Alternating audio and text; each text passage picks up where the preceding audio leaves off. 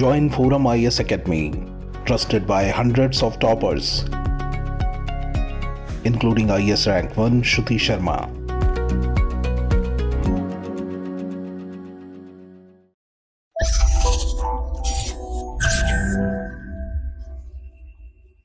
Hello everyone, welcome back to daily the Hindu analysis by forum IAS. आज 30 मार्च है और 30 मार्च को द हिंदू से जो 3 टॉपिक्स मैंने लिए हैं डिस्कशन के लिए, उसमें से पहला टॉपिक है इंडिया में सोलर पीवी वेस्ट चैलेंज को लेके। इंडिया में मैसिव तरीके से सोलर पैनल्स लगाए जा रहे हैं सोलर इलेक्ट्रिसिटी जनरेट करने के लिए, लेकिन जब इनके यूज़ होने के बाद जब इनका लाइफ टाइम खत्म हो जाता है, इनको डिस्कार्ड कर दिया जाता है, तो ये एक सबसे बड़ा वेस्ट चैलेंज होने वाला है इंडिया के लिए। इनफैक्ट हो भी रहा है। ये पहला टॉपिक डिस्कशन के लिए।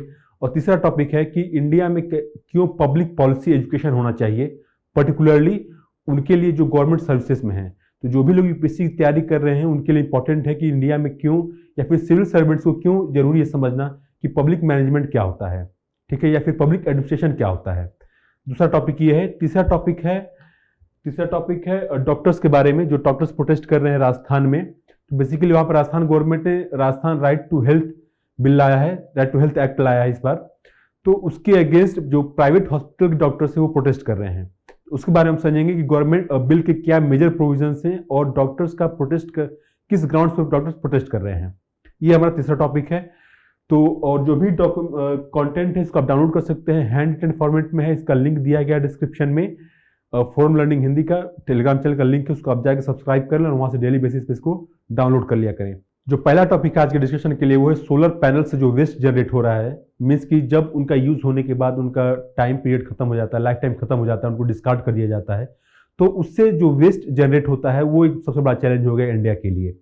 क्योंकि इंडिया ने एक बहुत ही एम्बिशियस टारगेट रखा है रिन्यूएबल एनर्जी को लेके, और जो 450 गीगावाट का कमिटमेंट गवर्नमेंट ने दिया है नेशनल डिटरमाइंड कंट्रीब्यूशन का UNFCCC को, उसमें जो सबसे बड़ा कंट्रीब्यूशन होने वाला है वो है सोलर सेल्स का होने वाला है, सोलर एनर्जी का होने वाला है। अभी तक इंडिया में जो इंस्टॉल्ड कैपेसिटी है सोलर एनर्जी की वो मोर देन 60 गीगावाट की है। और उसके चलते, या फिर ये कहें कि आने वाले समय में 2030 तक जो सोलर पैनल से जो वेस्ट जनरेट होने वाला है वो समवेयर बिटवीन 50,000 से लेकर 3.25 लाख टन के बीच में वो वेस्ट जनरेट होगा।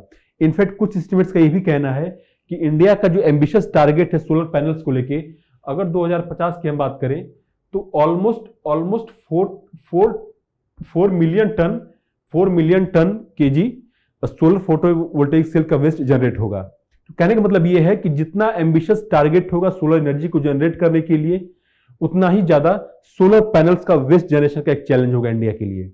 अभी तक जो ई वेस्ट जनरेट होता है लाइक मोबाइल से, लैपटॉप से, कंप्यूटर से, उससे डिफरेंट है सोलर पैनल्स का वेस्ट। क्योंकि आप देखिए कि जो सोलर पैनल होता है उसका जो मैन्युफैक्चरिंग होता है वो ऑलमोस्ट 6-7 लेयर्स में होता है, ठीक है। पहले यहाँ पे अगर ये सोलर सेल है, जैसे कि सिलिकॉन वेफर है ये, ठीक है, सिलिकॉन से बनता है सोलर पैनल। अगर सिलिकॉन वेफर है तो उसके ऊपर एक इनकैप्सुलेंट होता है, ठीक है, फिर उसके ऊपर ग्लास होता है, फिर उसके ऊपर फ्रेम होता है। इसी तरह से इसके नीचे एक और इनकैप्सुलेट रहेगा यहाँ पे, ठीक है, यहाँ पे बैक शीट रहेगा और यहाँ पे जंक्शन बॉक्स रहेगा। तो आप देख सकते हैं कि ऑलमोस्ट ये 6 लेयर का बना होता है एक सोलर फोटोवोल्टेइक पैनल। जो सोलर पीवी सेल्स होते हैं ये बेसिकली इसमें 2 मेजर कंपोनेंट्स होते हैं। पहला होता है क्रिस्टलिन सिलिकॉन का। तो क्रिस्टलिन सिलिकॉन का जो कंट्रीब्यूशन होता है इसमें वो 93% होता है। फिर होता है cadmium telluride thin film module, ये 7% ये होता है। जो भी सोलर पीवी सेल्स होते हैं उसमें 7% ये होता है। तो आप देखें कि जो क्रिस्टलिन सिलिकॉन होता है इसमें जो मेजर एलिमेंट्स हैं, मेजर मेटल्स हैं, वो कौन कौन से हैं? सिल्वर है, टिन है, लीड है, ठीक है। फिर जो कैडमियम टेलुराइड होता है इसमें ग्लास इनकैप्सुलेंट होता है, कंपाउंड सेमीकंडक्टर्स होते हैं। कहने का मतलब ये है कि इसमें कुछ ऐसे मेटल्स होते हैं जो कि काफी टॉक्सिक हो सकते हैं इन्वायरमेंट के लिए या फिर ह्यूमन हेल्थ के लिए। तो इसका जो हैंडलिंग होता है होना चाहिए वो प्रॉपर वे में होना चाहिए। अब देखिए चैलेंज क्या है। अब ये जो भी फोटोवोल्टेइक सेल्स होते हैं इनमें जो भी मेटल कंपोनेंट है या फिर जो भी मटेरियल है, इसमें से 50% चीजों को रिकवर किया जा सकता है, बाकी को डिस्पोज करना पड़ेगा, सेफली डिस्पोज करना पड़ेगा। अदरवाइज ये जो मेटल्स हैं अगर इनको लैंडफिल्स में डाल दिया जाए, ठीक है, लैंडफिल्स में डाल दिया जाएगा तो पहली बात तो ये होगा कि ये वहाँ की इन्वायरमेंट को पोल्यूट करेंगे। दूसरी बात ये है कि ये लीच होकर जमीन में जाएंगे, अंडरग्राउंड वाटर जो है यहाँ पे इसको पोल्यूट करेंगे। तो जो लोग वहाँ पे वाटर ड्रिंक कर रहे हैं उनके लिए एक हेल्थ चैलेंज बन के आ सकता है। तो अब इसका जो सोलर पैनल्स हैं इनमें से 50% मटेरियल को रिकवर किया जा सकता है, लेकिन अभी का जो रिकवरी रेट है वो ऑलमोस्ट सिर्फ 20% वेस्ट रिकवर किया जा रहा है। ठीक है, और सबसे बड़ा चैलेंज ये है कि इनफॉर्मल सेक्टर इसको हैंडल कर रहा है। मीन्स कि जो सबसे ज्यादा वेस्ट हैंडलिंग हो रही है सोलर पीवी सेल्स का वो इनफॉर्मल सेक्टर कर रहा है। दूसरी बात यह है कि अगर सिर्फ 20% ही रिकवरी हो रहा है तो बाकी सब मटेरियल कहां जा रहा है? बाकी सब जा रहा है लैंडफिल्स में। तो लैंडफिल्स में आप देखें कि अभी ब्रह्मपुर में घटना हुआ था कोची में, जहां पे कि लैंडफिल्स में आग लगी थी और टॉक्सिक फ्यूम्स आसपास की इन्वायरमेंट को पॉल्यूट कर दिए थे, लोगों को ब्रीथिंग प्रॉब्लम होने लगी थी। तो सबसे बड़ा चैलेंज हो गया आज के लैंडफिल्स में कि जो वहां पे ई वेस्ट आ रहा है, ई वेस्ट का प्रॉपर तरीके से सेग्रीगेशन नहीं हो रहा है, प्रॉपर तरीके से हैंडलिंग और डिस्पोजल नहीं हो रहा है। तो होगा क्या कि जो भी लैंडफिल पे वेस्ट एक्यूमुलेट होगा वो वहां के इन्वायरमेंट को पॉल्यूट करेगा। फिर है कि जो इनकैप्सुलेट्स होते हैं, जो भी सिलिकॉन वेफर होता है इसके ऊपर इनकैप्सुलेंट्स लगे होते हैं, ठीक है, ऐसे। तो इनकैप्सुलेंट्स को इंसिनरेट किया जाता है, उससे क्या होगा कि काफी toxic green house gases emit होती हैं। जो भी इसको कलेक्ट करता है और अलग करता है, इन मटेरियल्स को अलग अलग करता है, उसको होता क्या है कि जो इनकैप्सुलेट्स होते हैं इनको इंसिनरेट किया जा सकता है। लेकिन इससे क्या होता है कि आपको बता दें कि इससे SO2 एमिट होता है, ठीक है, हाइड्रोजन फ्लोराइड इमिट होता है, हाइड्रोजन साइनाइड इमिट होता है। तो कुछ टॉक्सिक गैसेस वेव से इमिट होती हैं। दूसरी बात यह है कि जो मार्केट है जिसमें कि रीपर्पस और रीयूज किया जाए रिसाइकिल्ड पीवी सेल्स को, वो मार्केट बहुत लिमिटेड है। कहने का मतलब ये है कि जो यूज पीवी सेल्स का मार्केट है वो बहुत लिमिटेड इंडिया में अभी। अब देखिए इसमें क्या है कि अब गैप्स कहां कहां हैं। पहला गैप ये है कि सोलर पीवी सेल्स वेस्ट को हैंडल करने में पहला गैप ये है कि इसको क्लब कर दिया जाता है ई वेस्ट के ग्रुप में। तो ई वेस्ट तो तमाम प्रकार का होता है, लेकिन जैसा मैंने आपको पहले बताया कि जो कंस्ट्रक्शन होता है, जो मैन्युफैक्चरिंग होता है सोलर पैनल सेल्स का, वो डिफरेंट होता है। तो जब अगर क्लब कर देंगे आप उसको ई वेस्ट में, तो उससे क्या होगा कि कंफ्यूजन होगा। अब होना क्या चाहिए कि जो पीवी वेस्ट हैं, जो ई वेस्ट के रूल्स हैं, ई वेस्ट के रूल्स में ही कुछ स्पेसिफिक प्रोविजंस बनाए जाएं कि सोलर पैनल्स को किस तरीके से हैंडल करना है, किस तरीके से डिस्पोज करना है, किस तरीके से इंसिनरेट करना है कि इन्वायरमेंट को पोल्यूट ना करें, पहली बात। दूसरी बात यह है कि कोई रेगुलेटरी बॉडी हो, ठीक है, क्योंकि देखिए इसको अगर रिसाइकिल किया जाए, रीयूज किया जाए, इस वेस्ट को कलेक्ट किया जाए, डिस्पोज किया जाए, तो इसमें कॉस्ट आएगा। इसका कॉस्ट कौन रिइंबर्स करेगा? क्योंकि अगर इसको रीयूज भी किया जा रहा है तो हैंडलिंग में और उसको करके रीयूज करके रिपर्पस करके बेचने में जो कॉस्ट आएगा, बीच में फर्क आएगा पैसे का, वो कौन कॉम्पेंसेट करेगा? तो कोई सेंट्रल इंश्योरेंस अथॉरिटी हो या फिर कोई रेगुलेटरी बॉडी हो जो कि जो लॉसेस हो रही है उसके हैंडलिंग में, उसके रिसाइकलिंग में, उसको कॉम्पेंसेट करे, पहली बात।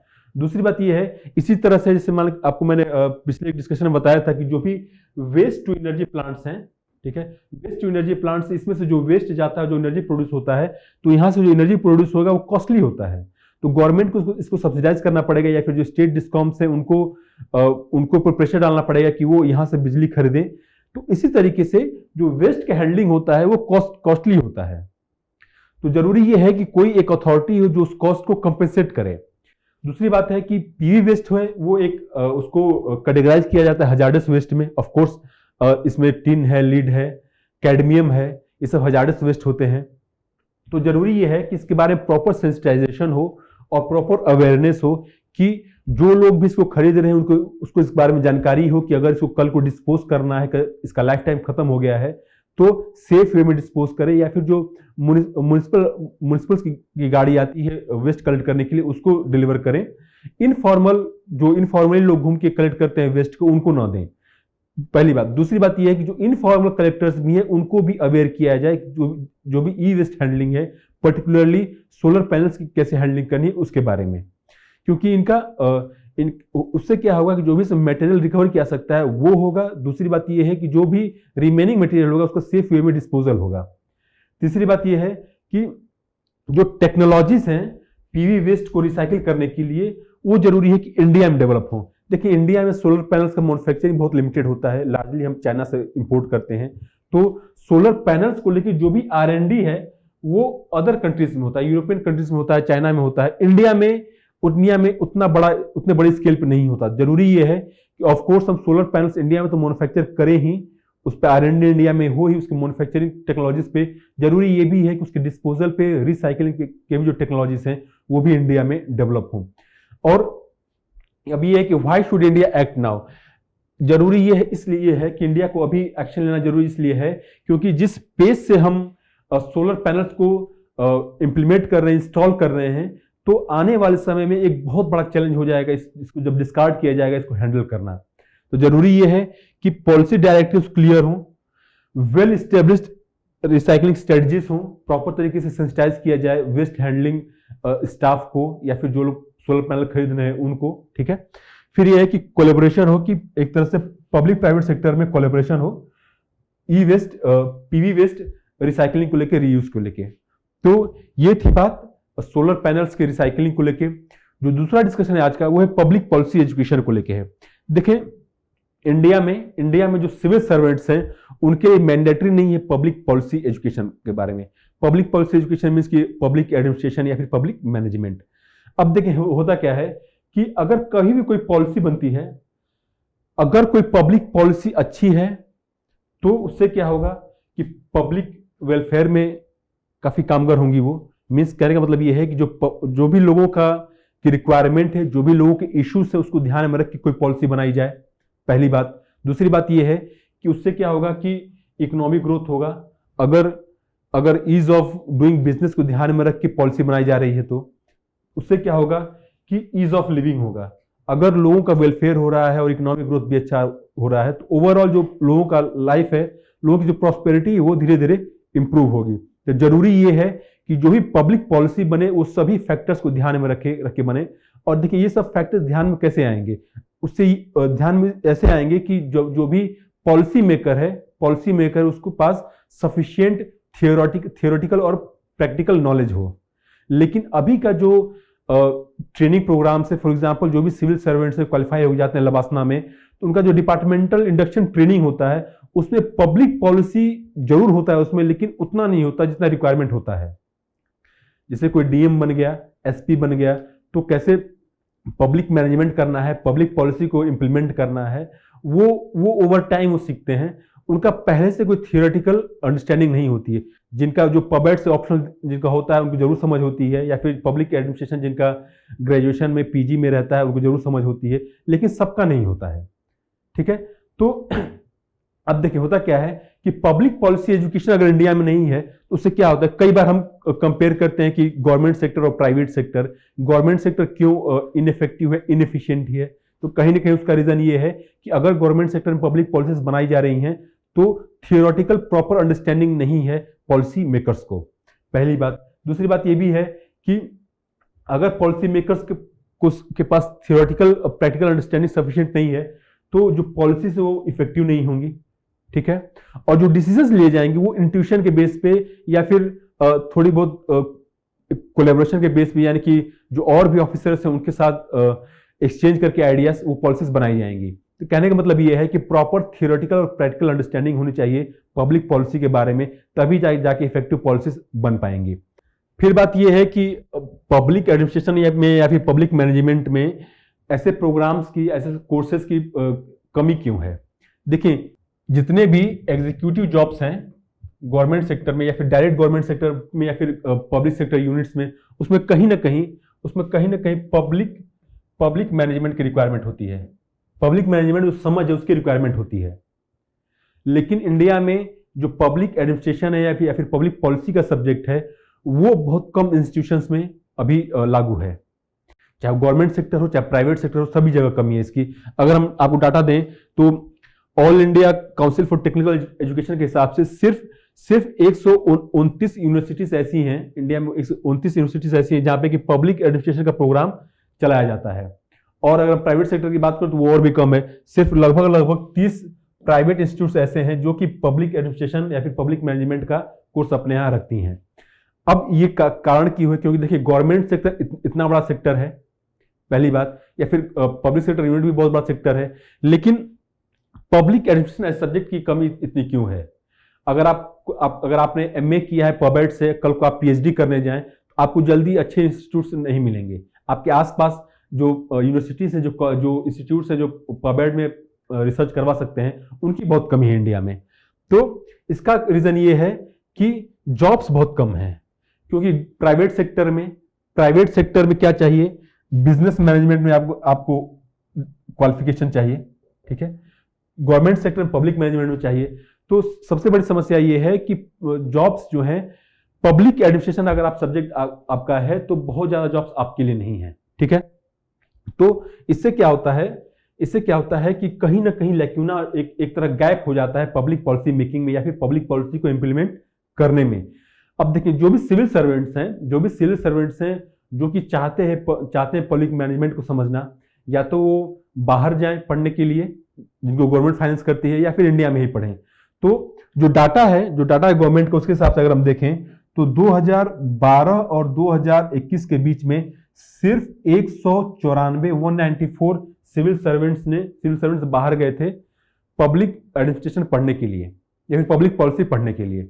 और सेम डाटा है जो कि पिछले कुछ सालों में इंडिया में जो सिविल सर्वेंट्स ने कोर्सेस वगैरह सब्सक्राइब किया पढ़ने के लिए, पब्लिक पॉलिसी पढ़ने के लिए। तो कहने का मतलब ये है कि एक बहुत बड़ा चैलेंज है गवर्नमेंट सेक्टर के लिए, कैसे पब्लिक पॉलिसी, जो एग्जीक्यूटिव्स हैं, जो सिविल सर्वेंट्स हैं, उनको कैसे पब्लिक पॉलिसी की समझ हो कि पब्लिक की जो पॉलिसी से वो कैसे बनाया जाए, कैसे उसको इफेक्टिव वे में इंप्लीमेंट किया जाए। अब जरूरी ये हो गया है कि देखिए, और ये भी सबसे जरूरी उनके लिए है जो ऑफिसर पोस्ट पे हैं, जो गेजेटेड पोस्ट पे हैं।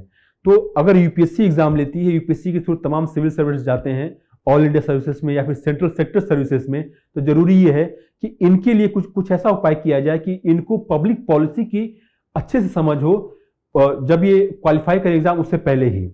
तो जो सिविल सर्वेंट बनने जा रहा है उसको पहले से ही समझ हो पब्लिक पॉलिसी की। ये कैसे होगा? ये ऐसे होगा कि देखें, यूपीएससी में जो पेपर्स होते हैं, 4 जीएस के पेपर्स होते हैं, एक ऐसे होता है ऑप्शनल का एक सब्जेक्ट होता है, उसके 2 पेपर्स होते हैं। ऐसा हो सकता है कि जो ऑप्शनल के 2 पेपर हो रहे हैं, तो एक जो ऑप्शनल लड़का चूज किया वो हो, या फिर एक पब्लिक पॉलिसी रख दिया जाए। मींस कि ऑप्शनल का सिर्फ एक पेपर हो और एक पेपर पब्लिक पॉलिसी रख दिया जाए। या फिर ऐसा हो सकता है कि जो जीएस का सिलेबस है उसी में पब्लिक पॉलिसी लाया जाए, पब्लिक पॉलिसी ऐसा सब्जेक्ट लाया जाए। उससे क्या होगा, जो सिविल सर्वेंट्स हैं उनके पास ऑलरेडी फॉर्मल एजुकेशन होगा पब्लिक मैनेजमेंट का। अब आप ऐसे देखें इसको कि इंडिया में 5 लाख बच्चे सिविल सर्विसेज का एग्जाम देते हैं, ठीक है। और इनमें से 50% बच्चे ऐसे होते हैं जिनका ऑप्शनल डिफरेंट होता है उनके ग्रेजुएट या फिर पीजी के सब्जेक्ट से। तो बच्चे तैयार हैं कि अगर वो अच्छा स्कोर करना चाहते हैं या फिर कोई सब्जेक्ट उनको अच्छा स्कोर करा सकता है, तो उस सब्जेक्ट को चूज करने के लिए, इरेस्पेक्टिव कि उनका ग्रेजुएशन में या पीजी में क्या सब्जेक्ट रहा है, ठीक है। तो अगर पब्लिक एडमिनिस्ट्रेशन को ला दिया जाए तो बच्चे उसको जरूर पढ़ेंगे। तो कहने का मतलब ये है कि अगर 5 लाख बच्चे अगर यूपीएससी एग्जाम में बैठ रहे हैं और पब्लिक मैनेजमेंट एक कंपलसरी सब्जेक्ट कर दिया जाए, उससे क्या होगा कि जो इंस्टीट्यूट्स हैं, जो प्राइवेट है या फिर जो गवर्नमेंट इंस्टीट्यूट्स हैं, वो public management as a subject अपने यहाँ रखने लगेंगे। क्योंकि बच्चे काफी अवेयर अब हैं कि जो बहुत सारे बच्चे ग्रेजुएशन का सब्जेक्ट इसी को ध्यान में रख के चुनते हैं कि उनको सिविल सर्विसेज देना है। तो इससे क्या होगा कि अगर 5 लाख बच्चों की अपॉर्चुनिटी दिखेगी, जो प्राइवेट इंस्टीट्यूट्स है, गवर्नमेंट इंस्टीट्यूट्स हैं, वो पब्लिक मैनेजमेंट एज सब्जेक्ट अपने यहाँ रखना शुरू कर देंगे, ठीक है। दूसरी बात यह है कि अगर देखें कि सिर्फ इसमें से अगर 5 लाख बच्चे दे रहे हैं एग्जाम, सिर्फ 10% ऐसे बच्चे हैं जो कि यूपीएससी या फिर स्टेट पब्लिक सर्विस क्वालिफाई करेंगे। लेकिन जो क्वालिफाई नहीं भी करेंगे तो कम से कम उनके अंदर पब्लिक पॉलिसी की अच्छी समझ होगी, उनके अंदर एक तरह की जागरूकता आएगा और वो एक तरह से कह सकते हैं एक जागरूक नागरिक देश के रहेंगे। तो पब्लिक मैनेजमेंट का नुकसान कुछ नहीं है एज सब्जेक्ट रखने का, सिर्फ उसका फायदा ही फायदा है। तो पहला तरीका ये है कि एज ए कंपल्सरी सब्जेक्ट उसको यूपीएससी में बना दिया जाए। दूसरी बात यह है कि जो भी डिपार्टमेंटल इंडक्शन ट्रेनिंग होती है, जो भी सिविल सर्वेंट्स क्वालिफाई करते हैं, चाहे वो यूपीएससी के थ्रू हो चाहे पब्लिक जो स्टेट पीसीएस है उसके थ्रू हो, तो जब जो भी उनकी ट्रेनिंग होती है उसमें पब्लिक पॉलिसी का जो कंपोनेंट है उसको और बढ़ा दिया जाए। तो कई सारे कंपोनेंट्स होते हैं ट्रेनिंग में, पब्लिक पॉलिसी भी जरूर होता है उसमें, लेकिन जरूरी ये है कि पब्लिक पॉलिसी का कंपोनेंट और ज्यादा बढ़ा दिया जाए उसमें, या फिर उसका कितने दिन उसमें पढ़ाई करें, उसको और बढ़ा दिया जाए। तीसरा सजेशन ये है कि गवर्नमेंट कुछ ऐसे पोस्ट लाए जैसे कि एडवाइजर्स का, कंसल्टेंट्स का, उस जिसमें कि पब्लिक पॉलिसी एनालिस्ट की रिक्वायरमेंट हो। तो उससे क्या होगा कि जो पब्लिक पॉलिसी ऐसे सब्जेक्ट उसको भी लोग लेना शुरू कर देंगे अपने आगे कैरियर के लिए। तो गवर्नमेंट सेक्टर में सबसे जरूरी है कि जो पॉलिसी मेकिंग है, पॉलिसी इंप्लीमेंटेशन है, वो इफेक्टिव और इफिशिएंट मैनर में हो। उसके लिए चाहिए कि पब्लिक पॉलिसी या फिर public management as a subject, as a theoretical subject लोगों को जानकारी हो। जो भी लोग उस पोस्ट पे हैं, जो पॉलिसी बना रहे हैं, पॉलिसी इंप्लीमेंट कर रहे हैं, उसके जरूरी यह है कि जो गवर्नमेंट एग्जाम क्वालिफाई कर रहे हैं बच्चे, उसमें जो सब्जेक्ट है उसको कंपलसरी रखा जाए। ठीक है, तो ये था हमारा डिस्कशन पब्लिक पॉलिसी एजुकेशन पे। जो तीसरा डिस्कशन है आज का, वो है राइट टू हेल्थ एक्ट 2022। ये एक्ट आया है राजस्थान में, राजस्थान गवर्नमेंट ने। देखें, पहली बात तो ये है कि जो आपका राइट टू हेल्थ है, ठीक है, right to health is part of article 21। Supreme court ने इस बात को कई बार कहा है। डीपीएसपी में भी अफोर्डेबल केयर की बात की गई है, राइट टू हेल्थ की बात की गई है।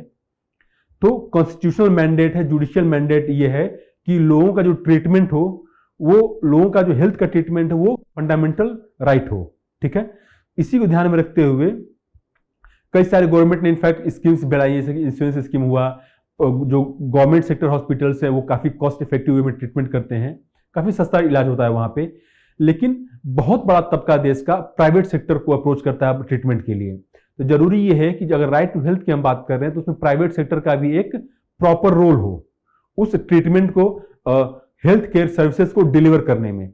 इसी को ध्यान में रखते हुए राजस्थान गवर्नमेंट ने Rajasthan right to health act लाया 2022 के लिए। ये बिल में अगर आप देखें कि इस बिल का जो 95% कंटेंट है, ये फोकस इसका फोकस है जो गवर्नमेंट सेक्टर्स, गवर्नमेंट हॉस्पिटल्स है उनके ऊपर। ठीक है, बेसिकली इनकी अकाउंटेबिलिटी की बात की गई है इसमें।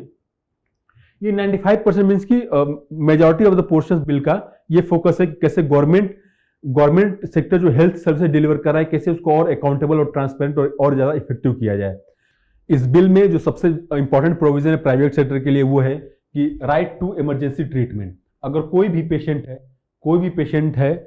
कोई किसी को कुछ एक्सीडेंट हो जाता है, किसी को कुछ तकलीफ हो जाती है अचानक से, तो उसको जो इमरजेंसी ट्रीटमेंट है वो उसका अधिकार है। और किसी भी प्राइवेट हॉस्पिटल में चला जाए उसको ट्रीटमेंट देना पड़ेगा, और विदाउट प्रीपेमेंट, बिना किसी पैसे के उसको ट्रीटमेंट देना पड़ेगा। ठीक है, पहली बात है राइट टू इमरजेंसी ट्रीटमेंट। दूसरी बात यह है कि गवर्नमेंट ने कहा कि अगर ये भी जो भी इमरजेंसी ट्रीटमेंट प्राइवेट हॉस्पिटल्स देंगे, उसका जो भी कॉस्ट होगा वो गवर्नमेंट उसको रीइंबर्स करेगी बाद में। ठीक है, तो प्राइवेट हॉस्पिटल्स को इमरजेंसी ट्रीटमेंट देना, इमरजेंसी केयर देना है, उसका जो पैसा है वो गवर्नमेंट देगी। इसका ऑब्जेक्टिव क्या है कि no out of pocket expenditure, पहली बात। दूसरी बात यह है कि अगर लोगों को ट्रीटमेंट में कोई प्रॉब्लम हुई है, किसी ने नेग्लेक्ट किया है, किसी ने ट्रीटमेंट नहीं दिया है, तो उसमें ग्रीवेंस रिड्रेसल का भी एलिमेंट है उसमें। अब देखें कि जो गवर्नमेंट हॉस्पिटल्स को लेके जो भी इसमें प्रोविजंस है उसके बारे में कोई बात ज्यादा नहीं कर रहा है। जो भी राजस्थान में डॉक्टर्स ने प्रोटेस्ट किया है वो इस जो बिल प्रोविजन है, मेन प्रोविजन है right to emergency treatment without prepayment, इस पॉइंट को लेके, इस प्रोविजन को लेके सारे जो डॉक्टर्स है वो प्रोटेस्ट कर रहे हैं। डॉक्टर्स के प्रोटेस्ट करने का मेन ग्राउंड क्या, किन ग्राउंड्स पे वो प्रोटेस्ट कर रहे हैं?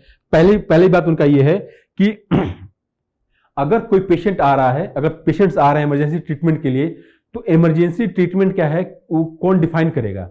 क्या किसी को पेट दर्द हो रहा है वो इमरजेंसी ट्रीटमेंट है, या फिर किसी को हार्ट अटैक आया है वो इमरजेंसी ट्रीटमेंट है?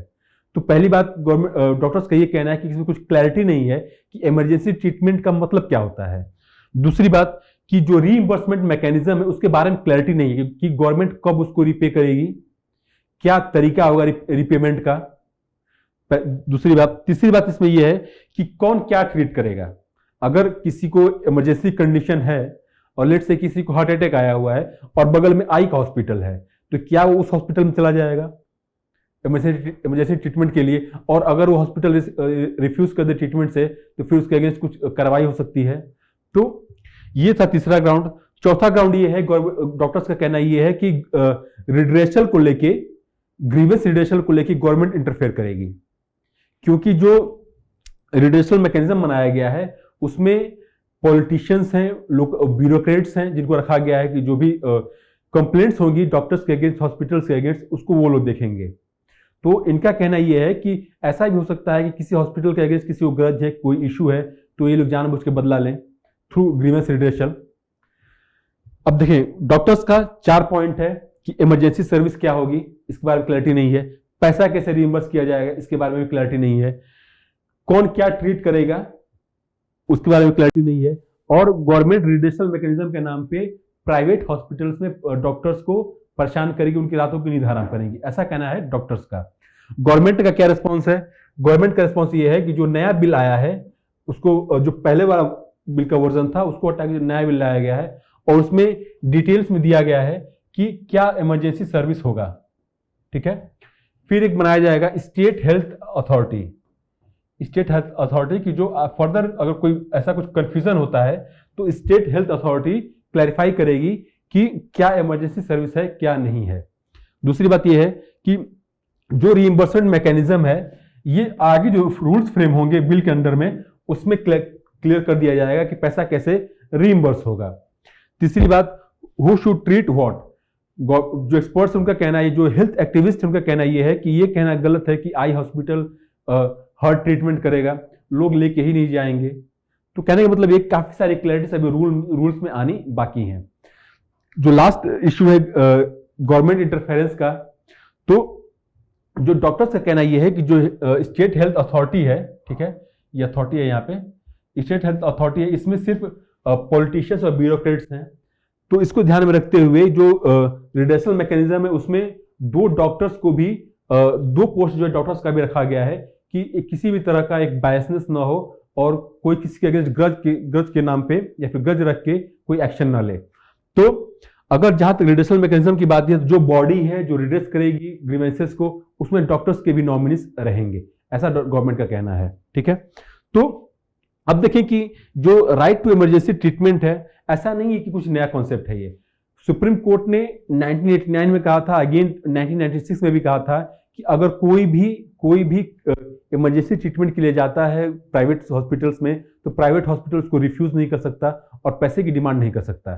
ठीक है, और मीन्स कि यहाँ पे इंजर्ड सिटीजन की बात की गई थी। फॉर एग्जांपल कोई रोड एक्सीडेंट हुआ है, उस केस में सुप्रीम कोर्ट ने कहा था, और सुप्रीम कोर्ट ने यह भी कहा था कि अगर डॉक्टर्स ने नेग्लेक्ट किया, प्राइवेट हॉस्पिटल्स ने ट्रीटमेंट नहीं किया और इसका इंपैक्ट उस सिटीजन पे पड़ता है, या फिर ये कहीं उसका डेथ हो जाता है फॉर इंस्टांस, तो उसके ऊपर जो है जो भी आईपीसी की धाराएं हैं, आईपीसी की धाराएं वो लगाए जाएंगे, क्योंकि यहाँ पे जो डेथ हुआ है वो नेग्लिजेंस की वजह से हुआ है। तो फॉर एग्जांपल अगर ये सुप्रीम कोर्ट ने ये कहा कि अगर इंस्टेंट ट्रीटमेंट देना है कि कोई भी इंजर्ड सिटीजन आ रहा है, इसी को ध्यान में रखते हुए दिल्ली ने इंप्लीमेंट किया था। तो दिल्ली गवर्नमेंट क्या करती है, काफी पहले से यहाँ पे इंप्लीमेंट हो रहा है ये रूल, कि जो भी प्राइवेट हॉस्पिटल्स हैं उसमें कोई भी इंजर्ड आता है उसको ट्रीटमेंट देते हैं और गवर्नमेंट उसको रीइंबर्स करती है जो भी पैसा होता है। इनफैक्ट जो अच्छे से केयर देते हैं या फिर जो हॉस्पिटल्स है जिनका एक्रेडिशन अच्छा है, उनको गवर्नमेंट इंसेंटिवाइज भी करती है। ठीक है, तो ये मैकेनिज्म दिल्ली में ऑलरेडी है। और जहां तक अच्छा कुछ हेल्थ एक्टिविस्ट का ये भी कहना है जो डॉक्टर्स प्रोटेस्ट कर रहे हैं वो अनएथिकल है, क्योंकि डॉक्टर्स की पढ़ाई में जो मेडिकल एजुकेशन है गवर्नमेंट उसको हैवीली सब्सिडाइज करती है। जो हॉस्पिटल्स प्राइवेट हॉस्पिटल्स बनाए जाते हैं उसके जो लैंड है वो कंसेशनल रेट पे दिया जाता है। तो कहने का मतलब ये है कि गवर्नमेंट का ऑब्जेक्टिव ये है कि जो हेल्थ केयर के बेनिफिट्स हैं वो सभी लोग इजिली उठाएं और किसी को भी पैसे न रहने की वजह से ऐसा ना हो उनके इलाज का, उनके इश्यूज का ट्रीटमेंट ना हो, उनके डिसीज का ट्रीटमेंट ना हो। ठीक है, तो कहने का मतलब यहाँ पे ये है कि जो हेल्थ केयर है उसको एक्सेसिबल और अफोर्डेबल बनाने का ऑब्जेक्टिव है right to health care bill का। और जरूरी ये है कि ऐसा नहीं है कि ये बिल में कहीं ऐसे लैकुनाज हैं कि जो प्राइवेट सेक्टर हॉस्पिटल्स हैं उनके अगेंस्ट बिल ये है। जरूरी ये है कि डॉक्टर्स हैं वो गवर्नमेंट के साथ काम करें, इस बिल के अंदर आके इस बिल को फॉलो करके और इंसानों की जान बचाने में मदद करें। तो ये था हमारा डिस्कशन राइट टू हेल्थ पे। और कंक्लूजन में हम ये कह सकते हैं कि जो बाकी और स्टेट्स हैं उनके लिए भी ये जरूरी हो जाता है कि इस तरह के बिल वहां पे लाया जाए, और जो भी लोग गरीब लोग हैं हेल्थ सर्विसेज को एक्सेस नहीं कर पा रहे हैं, क्वालिटी हेल्थ केयर सर्विसेज को एक्सेस नहीं कर पा रहे हैं, वो एक्सेस कर पाए इजीली। ठीक है, तो ये था हमारा डिस्कशन आज के एडिटोरियल डिस्कशन का। Thank you very much.